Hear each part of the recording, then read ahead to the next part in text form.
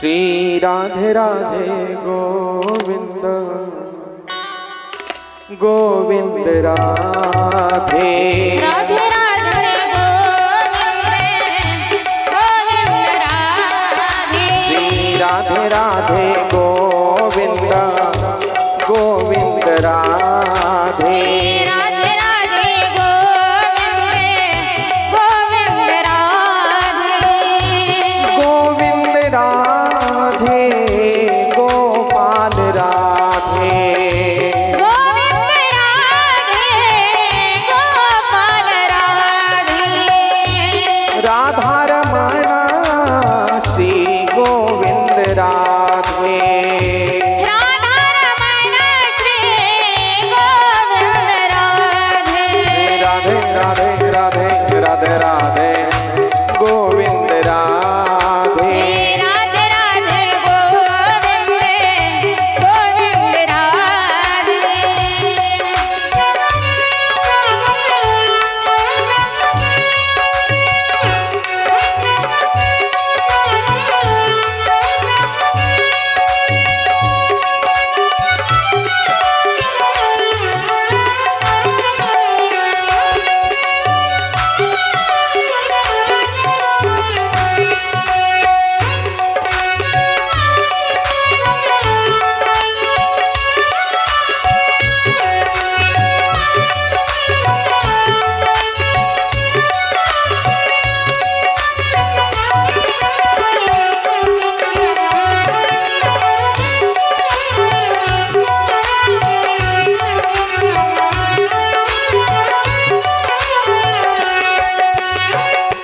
गोविंद राधे गोपाल राधे गोविंद राधे गोपाल राधे राधा रमण श्री गोविंद राधे राधा रमण श्री गोविंद राधे राधे राधे राधे राधे राधे गोविंद राधे राधे राधे राधे राधे राधे राधे राधे गोविंद टाळी टाळी राधे एका तालामध्ये टाळी वाजवायची श्री राधे राधे गोविंद गोविंद राधे राधे राधे गोविंद गोविंद राधे राधे राधे गोविंद गोविंद राधे राधे राधे गोविंद गोविंद राधे गोविंद राधे राधे गोविंद राधे गोपाल राधे राधे राधे राधे राधे वृंदावन में राधे राधे गोकुलधाम में राधे राधे आरंभी में राधे राधे पंढरपुर में राधे राधे वैष्णव में राधे राधे राधे राधे राधे राधे राधे जय जय श्री राधे गोविंद राधे गोपाल राधे राधा रमण श्री गोविंद राधे भगवान परमात्म्याचं चरित्र कृष्ण चरित्र आपण श्रवण करतोय ऐका आपण वस्त्रहरण लीला पाहिली वस्त्रहरण लीला देवानं वस्त्र चोरले गवळणींचे साडी चोरली कपडे चोरले पण याच्या मागचा एक भाव वेगळा आहे हा सर्वसामान्य भाव झाला तुमच्या आमच्यासाठी पण याचा जो गभिता अर्थ आहे थोडासा बेस वाढवा मला बेस थोडासा वाढवा याचा अर्थ काय हो देवानं वस्त्र चोरलं पण कोणतं चोरलं मी सांगितलं लोणी चोरलं म्हणजे काय चोरलं चित्त चोरी येले नंदाच्या नंदने ती चोरी केली चित्ताची तसंच वस्त्र चोरलं कपडे चोरले या गोष्टीसाठी भगवंतानं अवतार नव्हता धारण केला कृष्ण बदनाम केलाय लोकांनी आणि कोण बदनाम केला आमच्यासारख्या महाराज लोकांनीच केला आजकालच्या आधुनिक कवींनी केला साडी चोरली, माठ फोडला, हाताला धरलं, पदराला ओढलं. याच्यासाठी नव्हता भगवंतानं अवतार धारण केला. सदरक्षणाय खल निग्रहणाय, दुष्टांचा संहार आणि सज्जनांना रक्षण देण्यासाठी, त्यांच्या रक्षणासाठी अवतार होता. मग या वस्त्र चोरण्याच्या लीलेमध्ये काय अर्थ आहे?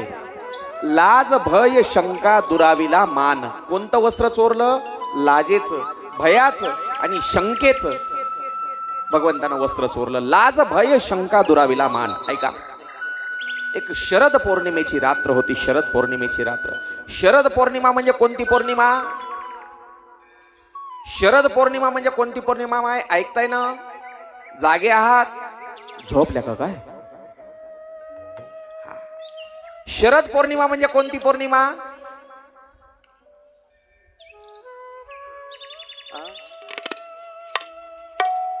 बर, अश्विन महिना माहित आहे? हा.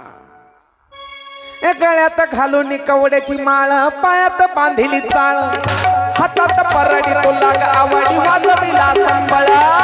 उदय उदय उदय उदय उदय उदय उदय उदय उदय उदय उदय उदय धग धग तळजाने गुणाने तुझ जगन्माता, भक्ती टाकून येते आहे नाव तुझे घेता. आई कृपाकरी माझ्यावरी जागावी तो रात सारे. आई कृपाकरी माझ्यावरी जागावी तो रात सारे. आंबे गोंधळाला ये, गोंधळ मांडला गंगे गोंधळाला ये, गोंधळ मांडला भवानी गोंधळाला ये. उदय उदय उदय उदय उदय उदय उदय उदय उदय उदय उदय उदय उदय उदय. बऱ्याच जागी असं सुरू होते मंडपात. काय पाहिजे माय? सगळे नारळ लिंबच मंडपामध्ये. आपल्या इथे नाही तस काय? नक्की. हा, ऐका, नवरात्र देवीचा जो उत्सव, अश्विन शुद्ध पक्षी अंबाबाई सली सिंहासनी हो, तिथून जो सुरू होतो नवरात्रोत्सव. दसऱ्याच्या नंतर जी पौर्णिमा आहे ते 4-5 दिवसाला, कधी तीट घडते, माग पुढे होते.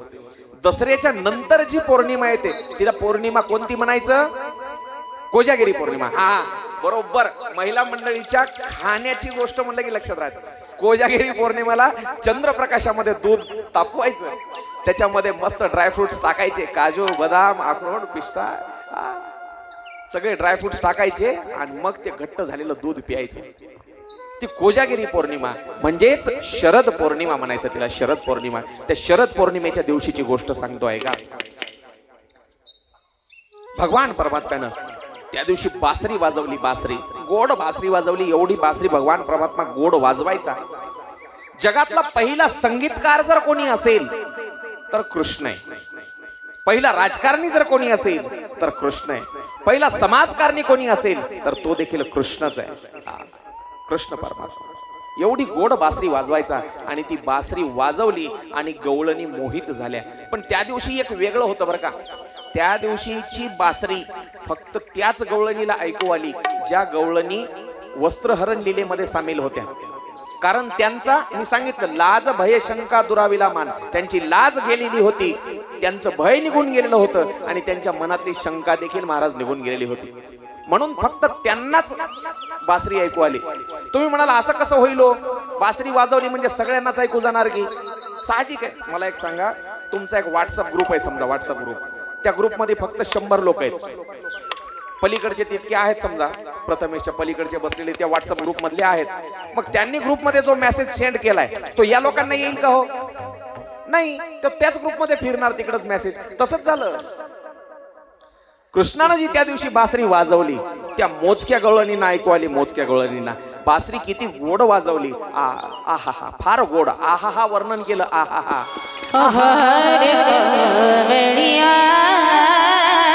कशी वाजवली वाजवली मुरली.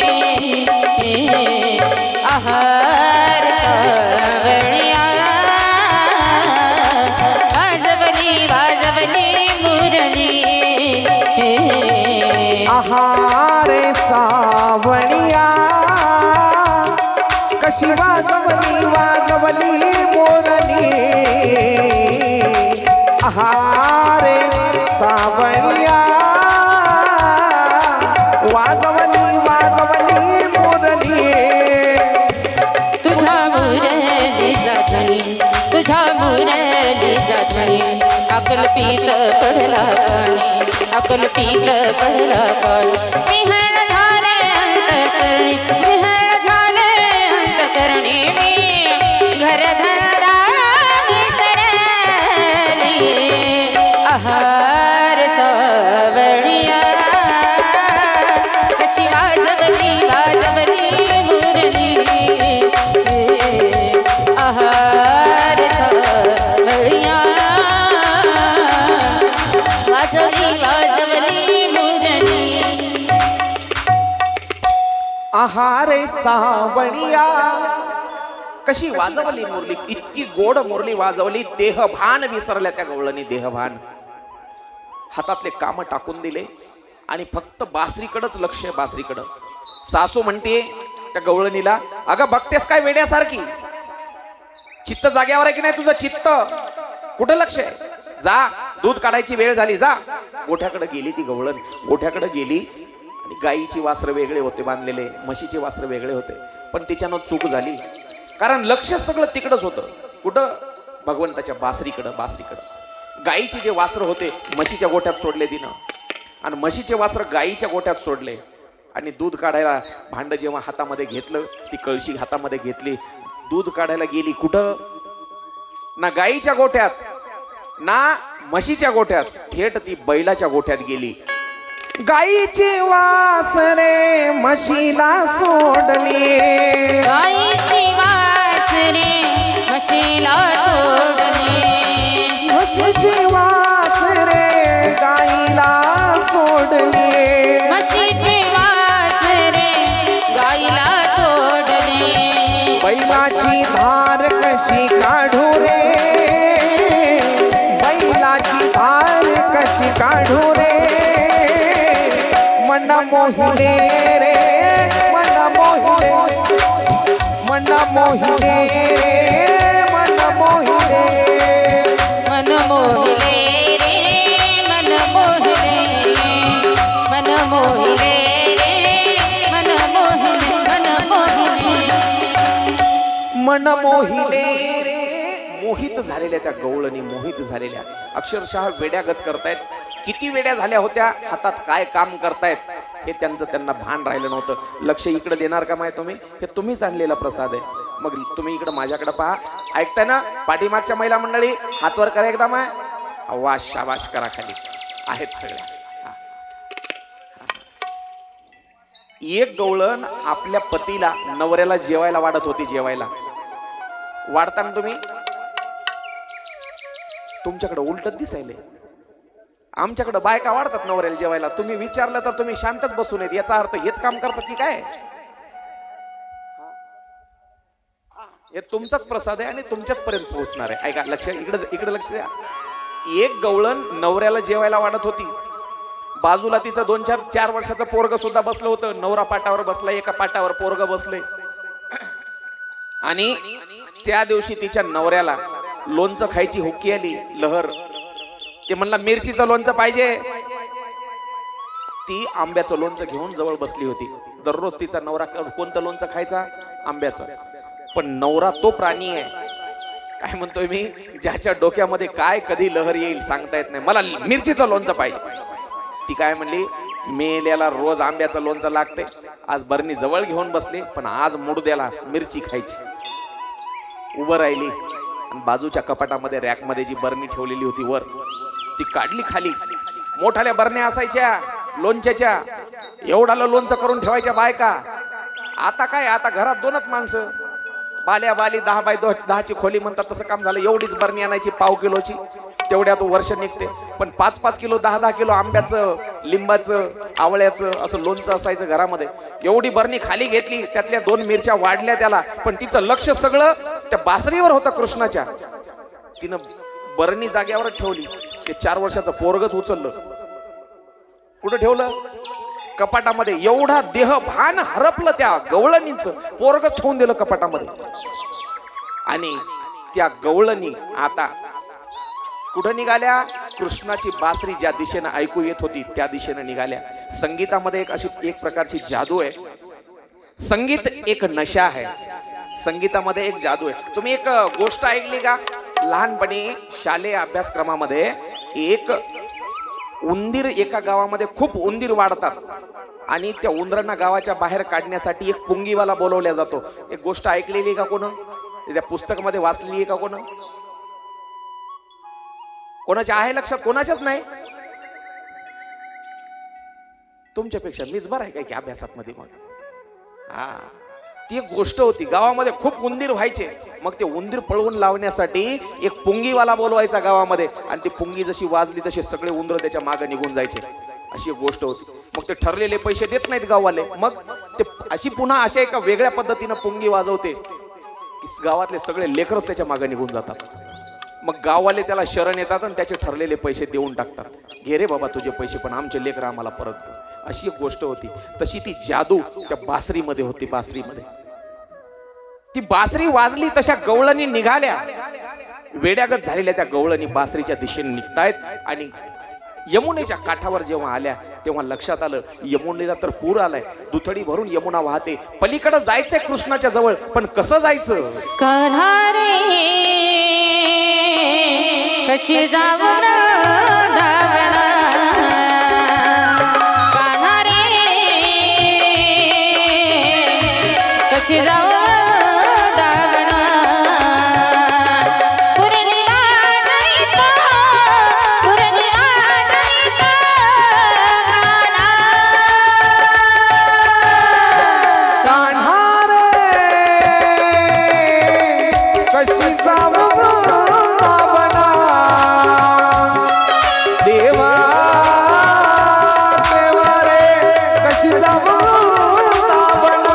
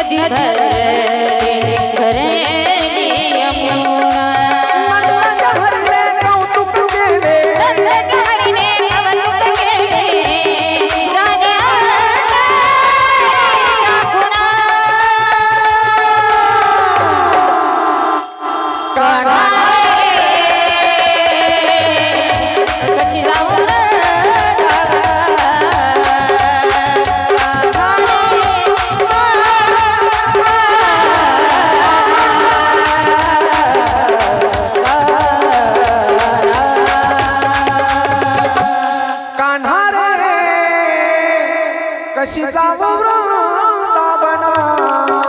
भगवंताची विनंती केली आणि भगवंताने मायेनं तो पोर उसरलाय. आता नदीच्या पलीकडं म्हणजे यमुनेच्या पलीकडच्या तीरावर कृष्ण परमात्मा, कृष्ण ज्या ठिकाणी बासरी वाजवतोय त्या ठिकाणी गवळणी पोहोचल्या. कृष्णानं विचारलं कशाला आलात ग यावेळी रात्रीच्या वेळी इथं? शरद पौर्णिमेची रात्र म्हणजे चंद्राचा प्रकाश त्या दिवशी एवढा कधीच नसतो. एक लक्षात घ्या, कोजागिरी पौर्णिमेच्या रात्रीला जेवढा चंद्रप्रकाश असतो तेवढा चंद्रप्रकाश वर्षभर कधीच नसतो. खूप चंद्राचा प्रकाश असतो. दुधाळ चांदणं पडलेलं. कृष्णानं विचारलं त्या गवळणीला कशाला आलात तुम्ही?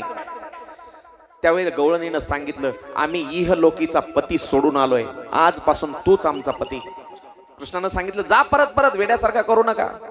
एक लक्षात घ्या, मीराबाई कृष्ण भक्तीमध्ये एवढी लीन होती. दुसऱ्या स्त्रिया म्हणायच्या अगं नवऱ्यासोबत संसार कर, नवरा म्हणजे देव असतो. मीराबाईला समजावून सांगायच्या. पण मीरा काय म्हणायची, तुम्ही पतीला देव मानता, मी देवालाच पती मानलंय.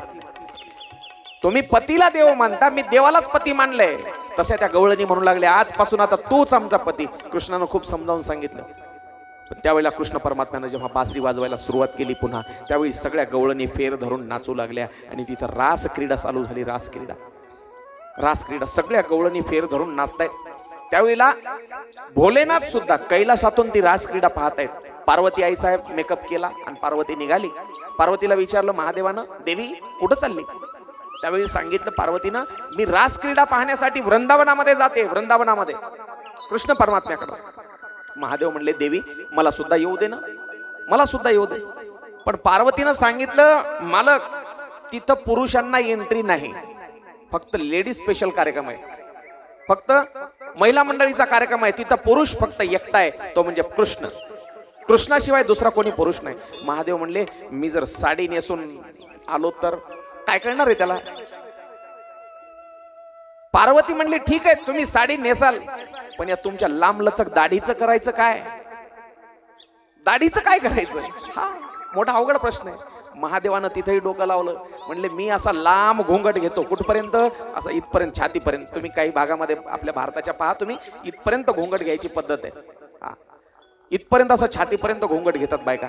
मग महादेव निघाले. सूरदासांनी वर्णन केलं, एक बार श्री भोले भंडारी बन करके ब्रिज नारी गोकुल में आ गए हैं, गोकुल में आ गए हैं. पार्वती ने मना किया पर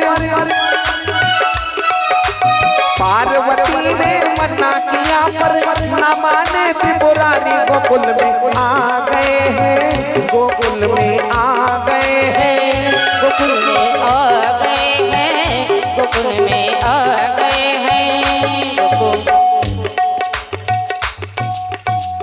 एक बार श्री भोले भंडारी बन करके ब्रिज नारी गोकुल में आ गए हैं. महादेव आले त्या ठिकाणी. कुठं? रासक्रीडेच्या ठिकाणी. वृंदावनामध्ये निधिवन नावाचं ठिकाण आहे, निधिवन. त्या निधिवनामध्ये रासक्रीडा चालू होती आणि आजही तिथं रात्रीच्या वेळेला कोणाला थांबण्यासाठी परवानगी नाही. जे वृंदावनामध्ये गेलेत त्यांना माहित असेल, संध्याकाळी 6 वाजता कुलूप लावल्या जातं, गेट बंद केल्या जातं निधिवनाचं. एक एक कृष्ण, एक एक गोपिका, जेवढ्या गवळणी होत्या तेवढ्यांच्या सगळ्यांच्या सोबत कृष्ण नाचतोय असं प्रत्येक गवळणीला वाटू लागलं. आणि तेच स्वरूप आजही तिथं निधिवनामध्ये पाहायला मिळतं. जे काही झाडं आहेत त्या निधिवनामध्ये, प्रत्येक झाड एकटं नाही, एका सोबत असं 2-2 फांद्या आहेत. म्हणजे एक कृष्ण आहे आणि एक गवळण आहे. आजही पहा, तुम्ही गुगल करा, युट्यूबला चेक करा, वृंदावन तुम्हाला पाहायला मिळेल. आणि तिथले झाडं आजही कशा पद्धतीने वाढलेले आहेत ते पाहायला मिळतील. आणि रात्रीच्या वेळेला आजही तिथं परवानगी नाही. जो कोणी राहिला, थांबला, देव पाहणं एवढं सोपं नाही. दुसऱ्या दिवशी तो वेडाच झाला, वेडाच झाला. चला, महादेव तिथं आले आणि त्या रास क्रीडेमध्ये सामील झाले. नाचण्यात एवढे धुंद झाले महादेव. त्यावेळेला कृष्ण परमात्म्यानं ओळखलं, ही गवळण आपल्या गोकुळातली नाही, हा ही कैलासातली गवळण आहे. नाचत नाचत महादेवाच्या पाठीमागे जवळ आले आणि पदर जे असा खाली लोंबत होता का नाही, खांद्यावरून असा पदर घोंगट घेऊन जे पदर खाली लोंबत होता त्याच्यावर हळूच पाय दिला. नाचण्यात एवढे बेधुंद झाले होते महादेव. पदर वर सरकला. वर सरकल्यावर मग दाढी दिसली आणि मग कृष्णाने विचारलं, महादेवा तुम्ही? तुम्ही एवढी गोड लीला करतायत, मला सुद्धा राहावलंच नाही, मी सुद्धा आलो. म्हणून आजही वृंदावनामध्ये तिथं गोपेश्वर महादेव म्हणून एक ठिकाण आहे. गोपेश्वर म्हणजे तो गोपीच्या रूपामध्ये आला भोलेनाथ, म्हणून त्याचं नाव गोपेश्वर महादेव. आजही महादेवाला एखाद्या स्त्रीसारखा शृंगार त्या ठिकाणी केला जातो. गोपेश्वर महादेवाचे फोटो तुम्हाला गुगलला पाहायला मिळतील, किंवा एकदा प्रत्यक्ष वृंदावनामध्ये गेलंच पाहिजे, गेलंच पाहिजे वृंदावन असं. आणि जो एकदा जाऊन आलाय ना, बस त्याला पुन्हा पुन्हा पुन्हा पुन्हा वाटत राहतं. काय? वृंदावन जाने को जी चाहता है, राधे राधे गाने को जी चाहता है. वृंदावन जाने को जी चाहता है, राधे राधे गाने को जी चाहता है. वृंदावन जाने को जी चाहता है, राधे राधे गाने को जी चाहता है. वृंदावन जाने को जी चाहता है, राधे राधे गाने को जी चाहता है. कृष्ण भक्तीमध्ये जो कोणी वेडा झालेला आहे, बस त्याला वृंदावनाशिवाय नाही करमत. पुन्हा पुन्हा पुन्हा पुन्हा त्याला वृंदावन. आणि माणसाच्या हातात नाही बरं का जाणं. जेव्हा तो बोलावतो का त्यालाच परवानगी तिथं जायची, त्याच्या मनात यायला पाहिजे तरच तो बोलावतो. चला तिथं रासक्रीडा चालू आहे, पण प्रत्येक गवळणीला वाटायला लागला कृष्ण माझ्या सोबतच आहे, दुसरी सोबत नाही. तो प्रत्येकी सोबत होता, प्रत्येकी सोबत. जेवढ्या गोपिका तेवढे कृष्णाचे रूप. पण प्रत्येक गवळणीच्या मनामध्ये हा अहंकार आला, तो फक्त माझ्याच सोबत आहे, दुसरी सोबत नाही. त्यानं फक्त माझी निवड केली. अहंकार आला त्यांच्या मनामध्ये. आणि मी नेहमी सांगतो, अहंकार जिथं येतो तिथं देव थांबत नाही. म्हणून कृष्ण परमात्म्यानं ठरवलं यांना धडा शिकवला पाहिजे. अहंकार आल्यावर देव नाही थांबत. मेरू तो समान भार देवा, तिळभर जरी होय अभिमान. तिळा इतका जरी अहंकार असेल भक्ताच्या मनामध्ये, देवाला डोंगरा एवढा भार वाटतो तो. कृष्ण परमात्मा तिथून निघाला आणि मग त्या गवळणीच्या लक्षात आला आता कृष्ण नाही इथं. मग हाका मारतायत, कृष्णा भेट दे रे. पण लक्षात आलं आता एक गवळण सुद्धा कमी झाली. कोणती? ती राधा नावाची गवळण नाही का दिसत. राधेला घेऊनच तो समोर गेलाय. ह्या रेतीमध्ये वाळूमध्ये पाऊल खुणा दिसत आहेत. त्याच्या पाऊल खुणाचा मागोवा घेत घेत त्या पाऊलाच्या खुणावरून समोर गेल्या तर एका ठिकाणी असं दिसलं फक्त 2च पाऊल आहेत, म्हणजे कृष्णाचेच पाय दिसत आहेत. एक जण म्हणली अगं राधेला खांद्यावर घेतलंय त्यानं, म्हणूनच कृष्णाचे पाय अजून खाली रुतलेले दिसत आहेत. जास्त वजन पडल्यामुळे रेतीमध्ये खोलवर पाय रुतलेले आहेत. पुढे जाऊन पाहतायत तर एका दगडावर केस सुद्धा पडलेले होते, लांब लांब केस. म्हणजे मग राधेचे केस आहेत म्हणले. एक जण म्हणले अगं त्याची वेणी सुद्धा बांधली त्यानं इथं, वेणी सुद्धा. राधेला एवढा अहंकार झाला, कृष्णानं फक्त मलाच सोबत घेतलंय आणि पुढे निघालाय. सगळ्या गवळणींना दिलं मागं सोडून, खांद्यावर घेतलं लाडानं आणि एक फांदी आली, फांदी झाडाची आडवी. त्यावेळेला राधेच्या मनामध्ये अहंकार होता, मीच कृष्णाची लाडकी आहे, यानं मला खांद्यावर उचलून घेतलं. जेव्हा कृष्णाला कळालं राधेच्या मनात अभिमान आहे, अहंकार आहे, त्यावेळेला राधेनं काय केलं होतं, लाडानं ती अशी फांदीवर धरली. लाडानं फांदीला धरलं. त्यावेळेला कृष्ण परमात्मा खालीच, राधेला तसंच दिलं सोडून. कृष्ण पुढे निघाला. त्यावेळेला राधा म्हणते काना अरे हम तो पीछे छूट गए, काना अरे मी मागच राहिले ना. त्यावेळेला कृष्ण म्हणतो जिथं अहंकार येतो ना राधे, तिथं मी राधेला सुद्धा सोडून देण्याची तयारी आहे माझी. तिथं नाही मी विचार करत कोणाचा, राधेला सुद्धा सोडून देतो. मग राधा सुद्धा रडते. बाकीच्या त्या सगळ्या गवळणी आल्या राधेजवळ. कशामुळं ग सोडलं? अहंकारामुळं सोडलं, राधेनं सांगितलं. मग सगळ्या गवळणींनी मिळून कान्हाची विनंती केली, कन्हैया रे कन्हैया, कन्हैया कन्हैया रे जग जेठी देई भेटी एक वेळा. इको कन्हैया रे जग जेठी देई भेटी एक वेळा. कन्हैया रे जग जेठी आवाजाने इको एक वेळा. कन्हैया रे जग जेठी देई भेटी एक वेळा. या माईकला इको द्या, दोघांना पण इको द्या आम्हाला. कन्हैया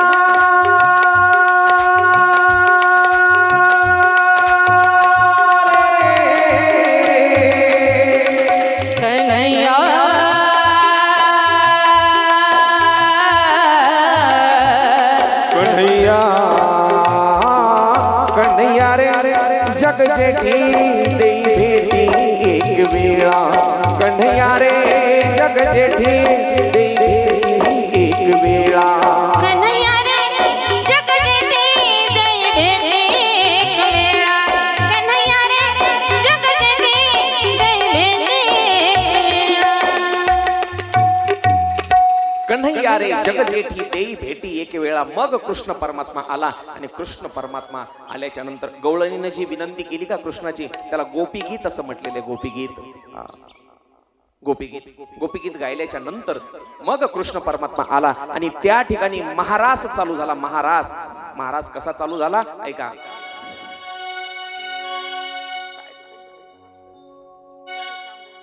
किती सांगू मी सांगू कुणाला. सगळ्या गवळणींनी फेर धरला आणि त्या ठिकाणी नृत्य गाणं चालू झालं. भगवान कृष्ण परमात्मा बासरी वाजवतोय आणि सगळ्या गवळणी फेर धरून कृष्णाच्या भोवताली नाचतायत. आपण सुद्धा तो रास या ठिकाणी घेणार आहे, पण शेवटी लग्न लागल्याच्या नंतर. चालते ना, आता उगा टाइमपास होईल पुन्हा. ऐका, रास क्रीडा संपली, आता चला पुढे चला. सगळे आनंदामध्ये आहेत गोकुळामध्ये, पण तिकडं मथुरेमध्ये जो आहे कंस मामा, त्याला चैन नाही.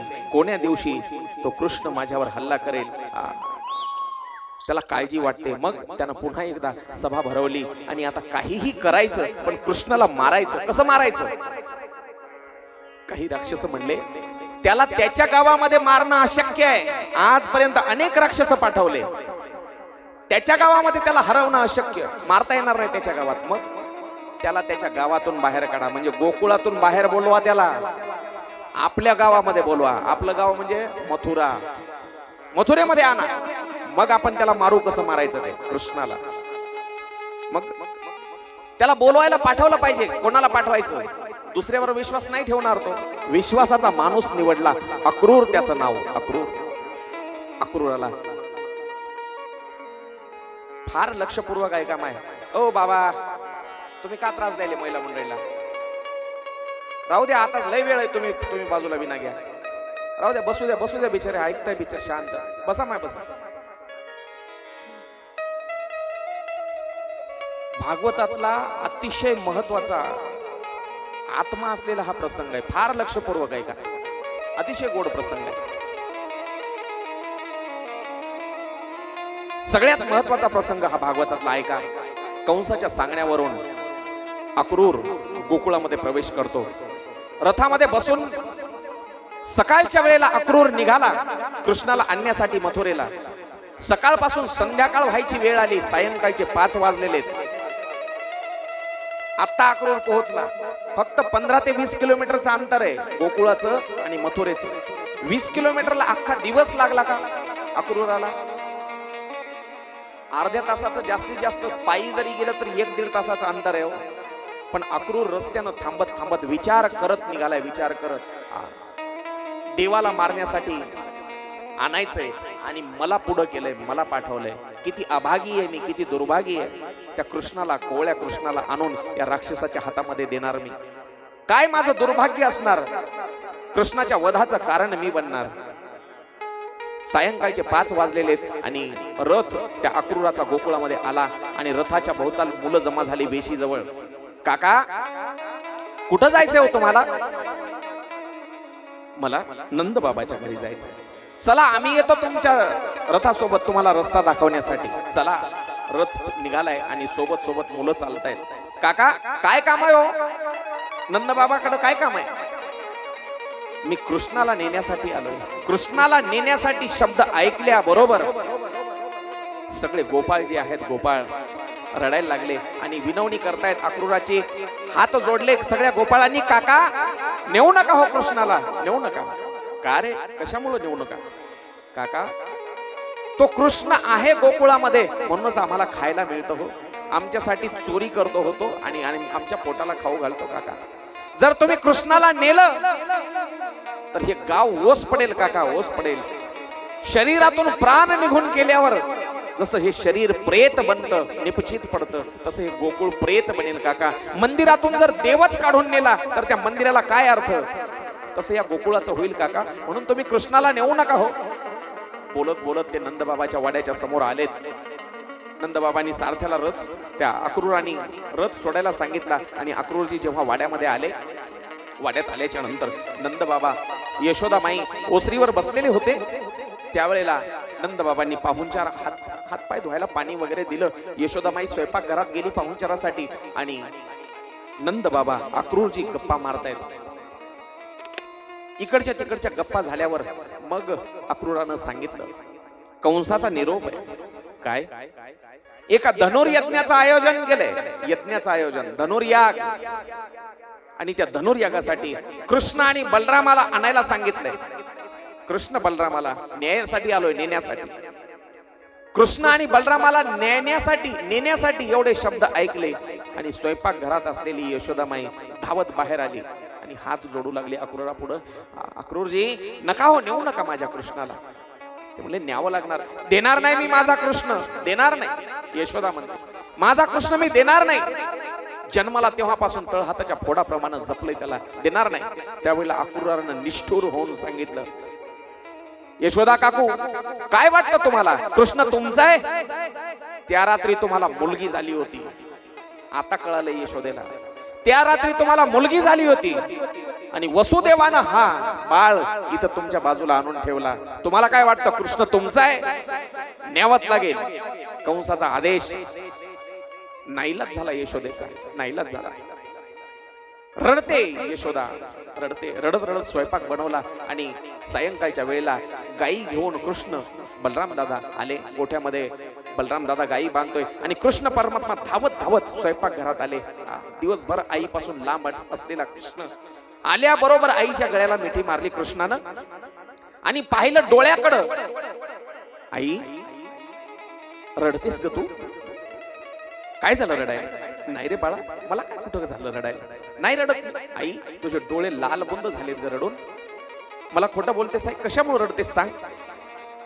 नाही बाळा रडत नाही. आई तू रडलीस का रडतेस मला सांग, माझी शपथ आहे. बाळा त्याचे बाहेर काका बसलेलेत ना, अक्रूर काका, ते तुला न्यायला आलेत बेटा मथुरेला आणि म्हणून रडते रे. आई मी नाही जाणार, नाही जाणार मी सांगतो अक्रूर काकाला. 8 वर्षाचा कृष्ण अक्रूरासमोर हात जोडते, काका माझी आई रडते, मी येणार नाही तुमच्या सोबत, येणार नाही. पण सगळं आधीच ठरलं होतं. नंद बाबा सोबत बोलणं झालं होतं अक्रूराचं.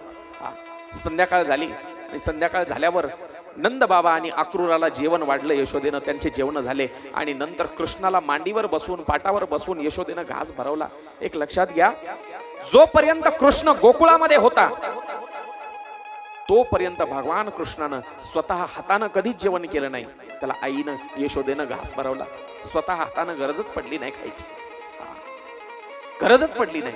आणि जेव्हा गोपाळासोबत वनामध्ये जेवायचा, गोपाळ घास भरवायचे, स्वतः हातानं जेवायची गरजच पडली नाही.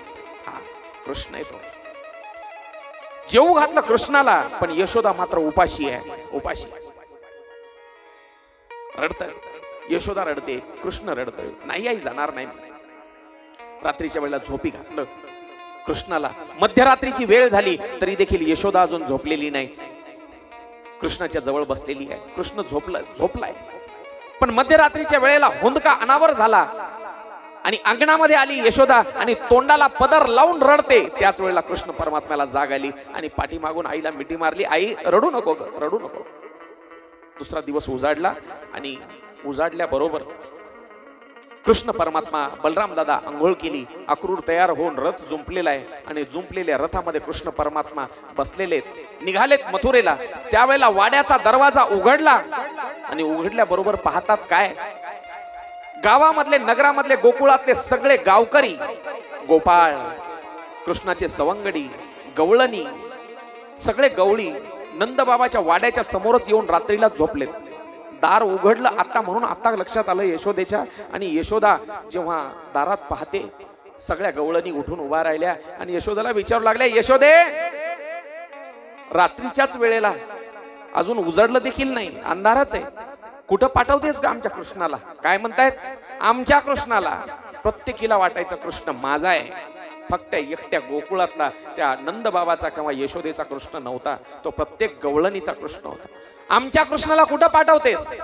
त्यावेळेला त्या यशोदेनं सांगितलं, अक्रूर आलेला आहे आणि मथुरेला पाठवते, मथुरेला. सगळ्या गवळणींनी विनंती केली, नको का पाठवू नको त्याला, नको पाठवू नको.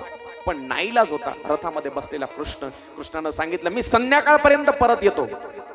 कृष्णानं संध्याकाळपर्यंत परत येतो. सगळ्या गोपाळांना वचन दिलं, गवळणींना वचन दिलं. काही जण म्हणतात, महाराज कृष्णानं खोटं वचन का दिलं, का आला नाही मग तुमचा कृष्ण परत? ऐका, जर कृष्ण खोटं बोलला नसता तर सगळ्यांनी यमुनेमध्ये उड्या मारून जीव दिला असता. त्यावेळेला सगळ्यांनी सामूहिक आत्महत्या केली असती. त्यावेळेला एवढा कृष्णावर जीव होता सगळ्या गोपाळांचा आणि गवळणींचा. रथासमोर आडव्या पडलेल्या त्या गवळणी, कृष्ण परमात्म्यानं जेव्हा वचन दिलं परत येण्याचं, त्यावेळेला रथ पुढे निघालाय आणि रथ पुढे निघाल्याच्या नंतर थोडा अंतर चालून आल्यावर राधा आहे. राधा समोर. राधेला पाहिल्याबरोबर कृष्णानं खूण केली सारथ्याला. अक्रूरजीला सांगितलं, अक्रूर काका रथ थांबवा हो. कृष्ण परमात्मा रथातून खाली उतरलाय आणि राधेच्या समोर गेलाय. दोघंही बोलत नाहीत एकमेकाला, बोलण्याची गरजच नाही, फक्त डोळे बोलतायत डोळे. जणू काही राधा म्हणते कान्हा सोडून चाललास. कृष्ण म्हणतोय जसा काय बोलत नाहीये, जावं लागणार आहे. त्यावेळेला कृष्णानं बासरी काढली हातात, कमरेला खोवलेली बासरी होती, बासरी काढली आणि अशी राधे पुढे धरली. फक्त धरलीये बासरी. त्यावेळेला राधा म्हणते कान्हा आप ही नहीं रहोगे तो ये बासुरी का क्या करूंगी मैं. कान्हा जर तूच नाही राहिला इथं तर या बासरीचं काय करणार रे मी. रडतात दोघही रडतात. रो या हसो तेरे. काय म्हणते राधा लक्षात घ्या. रो या हसो तेरे हरकत पे या फिर तेरी तारीफ करूं. रो या हसो तेरे हरकत पे या फिर तेरी तारीफ करूं. मेरे दिल से तो ऐसे खेल गया अब जी ना सकूं मर भी ना सकूं. तेरी जहर भरी इन आँखों की मुझे चाल समझ में ना आई. सहूं ये कैसे जुदाई तू ही बता कनाई. सहूं ये कैसे जुदाई तू ही बता कनाई. रो या हंसो तेरी हरकत पे या फिर तेरी तारीफ करो. कान्हा अरे काय काय करून ठेवलंस. आता मी जगूही शकत नाही आणि मरूही शकत नाही कान्हा. बस कृष्ण परमात्मा निष्ठुर झाले एका क्षणासाठी. आणि निष्ठुर झालेल्या कृष्ण परमात्म्यानं सांगितलं अक्रूर काकाला, चला काका रथ काढा. सगळे गोपाळ, काही गवळणी काही गवळी रथाच्या माग माग चालत चालत चालत चालत पुढे आलेले यमुनेच्या काठापर्यंत आले. आणि एक जण म्हणला नंद बाबा चला परत गावाकडं. पण नंद बाबा म्हणले आता गावाकडे जाऊन आपण काय करायचं, कृष्णच नाहीये तिथं, चला आपण देखील जाऊ कृष्णाच्या सोबतच मथुरेला. 2-4 बैलगाड्या घेतल्या आणि त्या बैलगाड्यामध्ये बसून काही मोजक्या गवळ्यांना सोबत घेऊन नंद बाबा सुद्धा आता मथुरेकडे निघाले. इकडे कृष्ण परमात्मा पोहोचला कुठं, मथुरेमध्ये पोहोचला. आणि पोहोचल्यावरती तोपर्यंत काही गोपाळ देखील आले एका बैलगाडीमध्ये आणि कृष्णाला म्हणतायत कृष्णा अरे तुझ्या मामाचं गाव तरी दाखव फिरून. कृष्णाच्या मामाचं गाव, कंसाचं म्हणजे मामाचं गाव.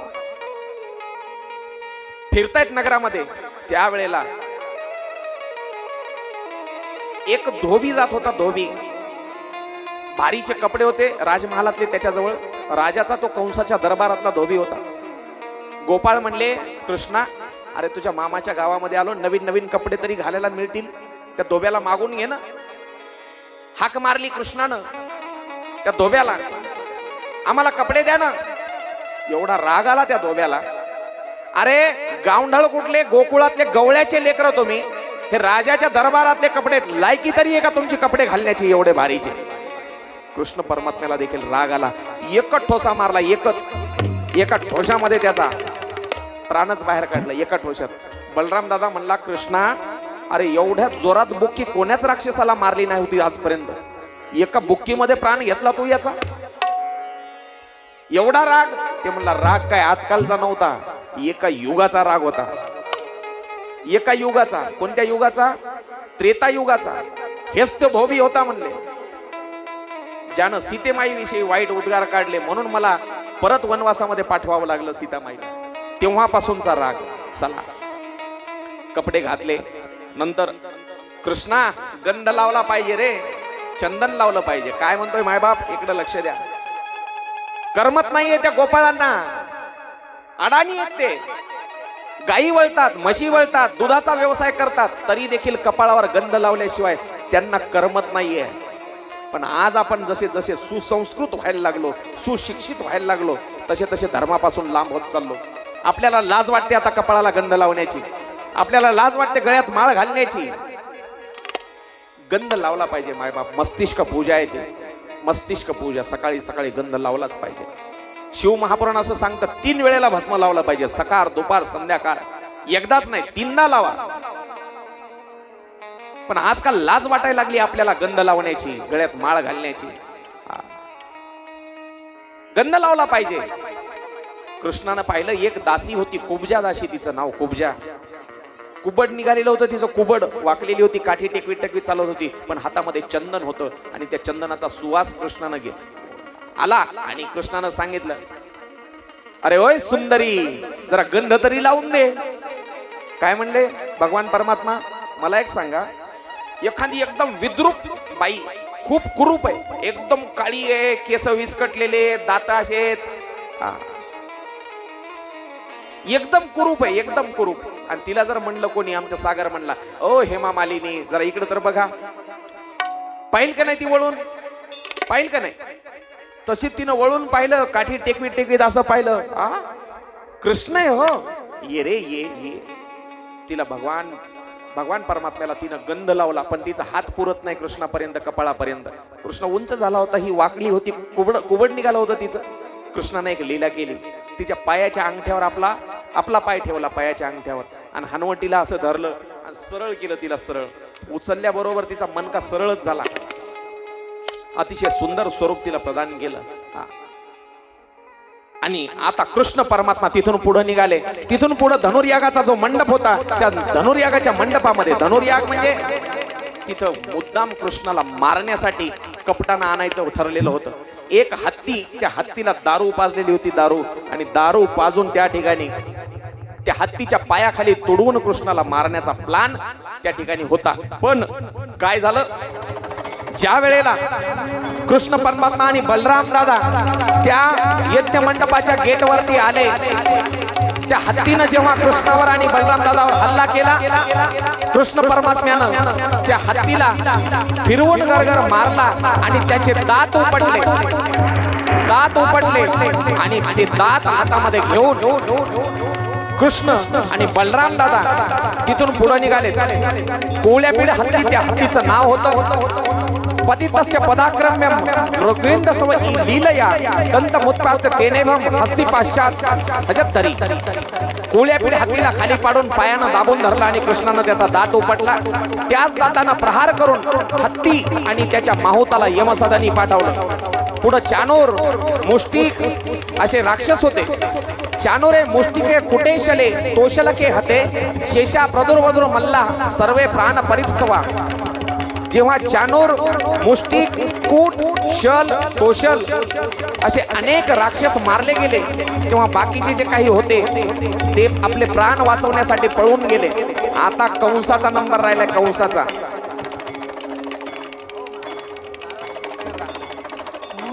कंसाचा जेव्हा नंबर आला त्यावेळेला व्यास महाराज वर्णन करतात, तम संपरेतम विचार कशा भूमो हरिरथ देम जगतो विपश्यतः आहे ती शब्द समूताम दाती दुधीरता सर्व जनने नरेंद्र कुंडली कवद हरि विठ्ठल श्री ज्ञानदेव पंढरीनाथ भगवान की बोले कृष्ण कन्हैया लाल की जय जय जय श्री राधे.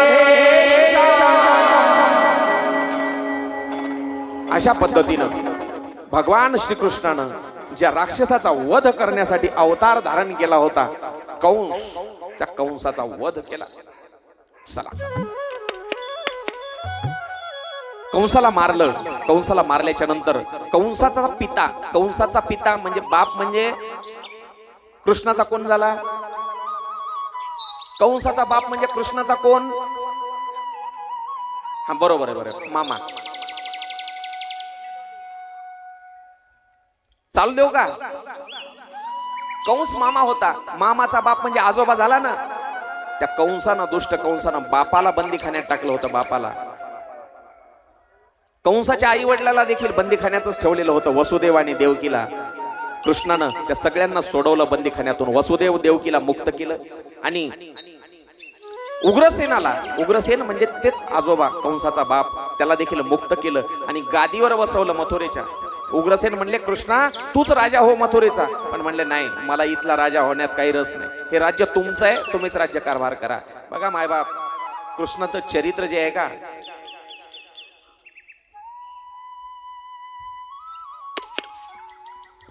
कृष्ण जन्मला, काल पाहिला आपण कथा ऐकली, पण एवढा दुर्दैवी होता कृष्ण. दुर्दैवी का म्हणतोय मी, एक त्याच्या मागे कारण आहे. कृष्णासारखा अभागी जगामध्ये कोणी नाही बरं का.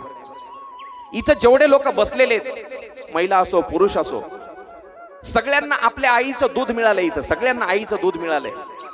पण जगामध्ये एकमेव कृष्ण असा होता ज्याला स्वतःच्या आईचं दूध सुद्धा मिळालं नाही. हो, त्या आईला डोळे भरून सुद्धा पाहता आलं नाही. एवढा अभागी कृष्ण. डोक्यावर घेतलं बापानं आणि दुसऱ्याच्या घरी आणून सोडलं, दुसऱ्याच्या घरी. तिथं देखील राहिला, पण तिथं कायमचा नाही राहिला.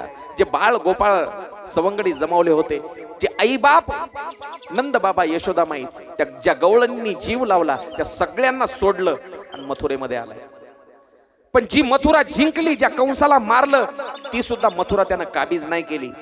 मोह नाहीये त्याच्याकडं. एक लक्षात घ्या, जगामध्ये नाव त्याचंच होतं जो कृष्णासारखं वागतो. मोह नाहीये त्याला. मथुरा सुद्धा देऊन टाकली त्यानं उग्रसेनाला. मला नाही पाहिजे तुमची मथुरा, तुम्हीच राजे व्हा. तिथून पुढे आता जाणार आहे. कुठं जाणार आहे? द्वारकेला जाणार आहे. तिथं सोन्याची नगरी निर्माण केली, स्वतःच्या हिमतीवर, स्वतःच्या ताकदीवर, स्वतःच्या पुरुषार्थानं. पण एक लक्षात घ्या, त्या सोन्याच्या नगरीचा मोह कृष्णाला नाहीये. ती सुद्धा शेवटी जाताना पाण्यामध्ये बुडवून टाकली. त्याला म्हणायचं कृष्ण.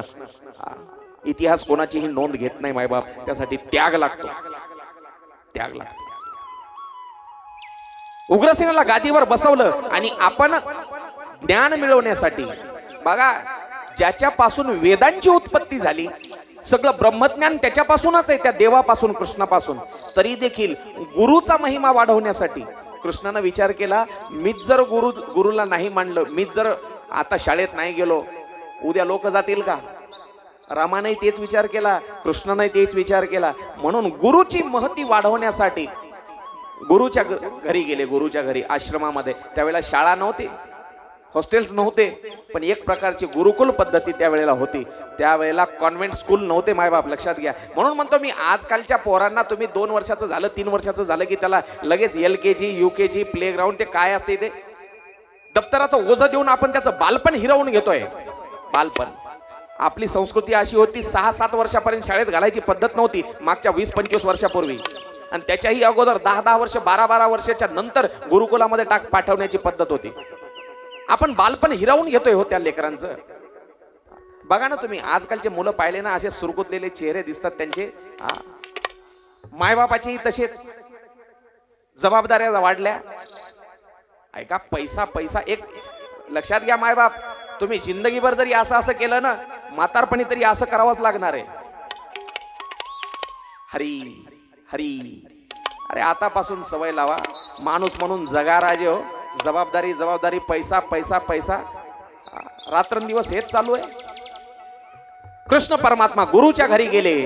गुरु ग्रह गए पढ़ने रघुराई, अल्पकाल विद्या सब पाई. गुरु ग्रह गए पढ़ने रघुराई, अल्पकाल विद्या सब पाई. राधे श्याम राधे श्याम राधे श्याम राधे श्याम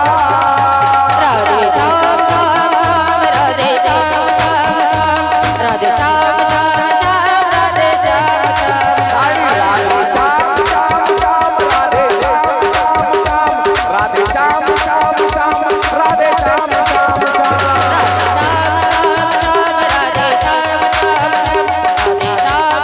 श्याम राधे श्याम श्याम. गुरु रह गए पढ़न रघुराई, अल्पकाल विद्या सब पाई. अतिशय कमी वेळामध्ये अल्पकाल विद्या सब पाई. काय त्याला शिकायची गरजच नव्हती, पण कमीत कमी वेळामध्ये त्यानं सगळी विद्या शिकून घेतली. कोणत्या ऋषीच्या आश्रमामध्ये? सांदीपनी ऋषीच्या. सांदीपनी त्यांच्या गुरुचं नाव, कृष्णाच्या. त्या सांदीपनीच्या आश्रमामध्ये एक सुदाम नावाचा मित्र होता. सुदाम. आजचा सुदाम हा इथं लक्षात ठेवा. उद्या ऐकायचं आहे आपल्याला हा सुदाम. उद्या सुदामाचं चरित्र ऐकायचंय. हा सुदाम. त्या सुदामासोबत मैत्री झाली. नंतर ते जरासंध राक्षस आणि कालयवन त्यानं अनेक वेळेला मथुरेवर स्वारी केली.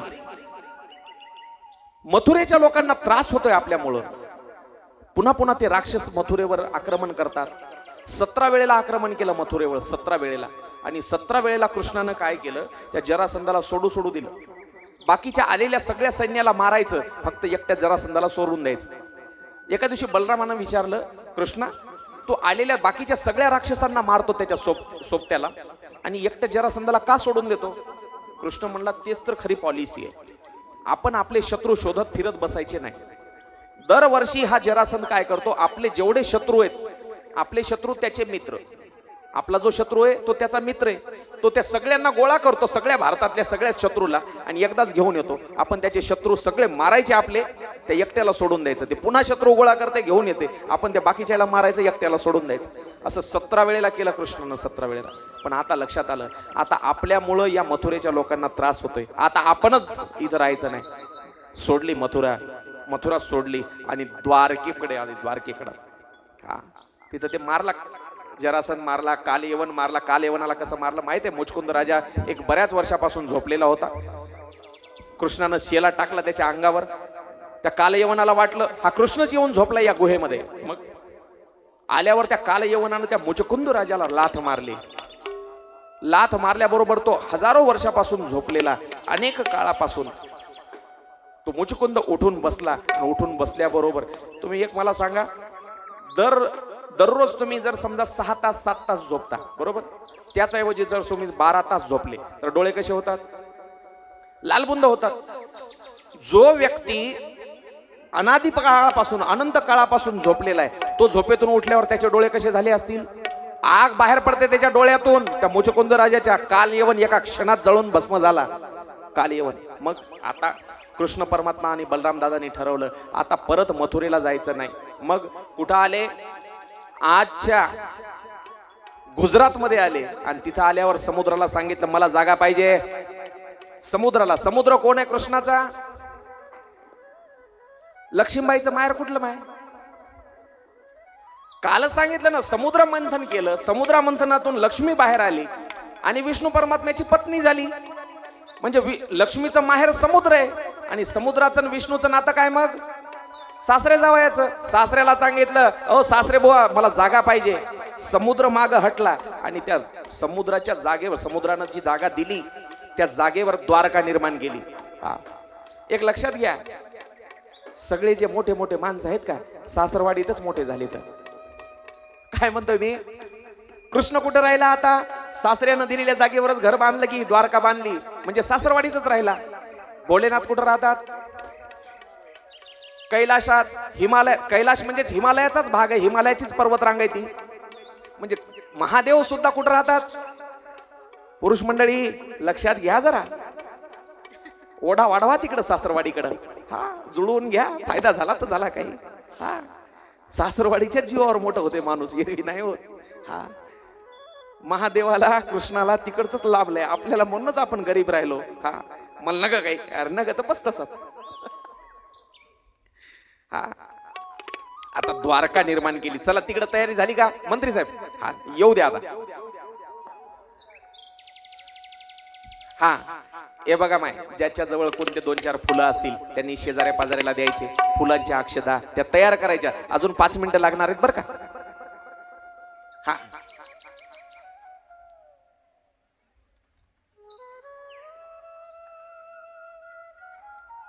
ऐका ऐका, इकडे लक्ष द्या. तुम्ही ऐकणार असाल तर सांगतो. कृष्ण लहान आहे, बलराम दादा मोठा आहे. तेव्हापासूनची पद्धत चालत आलेली आहे. मोठ्याचं लग्न अगोदर, बलराम दादाचं लग्न करायचं अगोदर. बलराम दादाचं लग्न जे आहे ते रेवती नावाच्या स्त्रीशी. ती कोण होती? राजा रेवताची मुलगी होती. त्या रेवतीशी त्याचा विवाह करण्यात आला.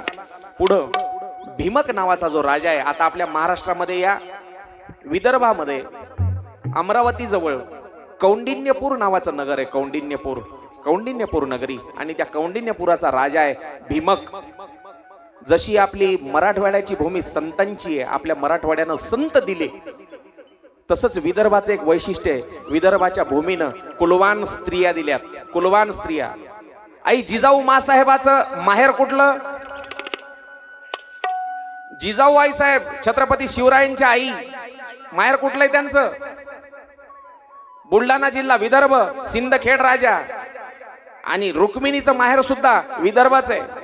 त्या विदर्भातली कौंडिन्यपुराची रुक्मिणी, तिनं पत्र लिहिलं. तिचं लग्न ठरलं होतं शिशुपाळासोबत, पण मला पसंत नाही म्हणून तिनं पत्र लिहिलं आणि कृष्णाला बोलवायला पाठवलं. कृष्णाला सुदेव नावाचा ब्राह्मण पत्र घेऊन गेला. आता लक्ष नाही तुमचं, आता इकडे बघा.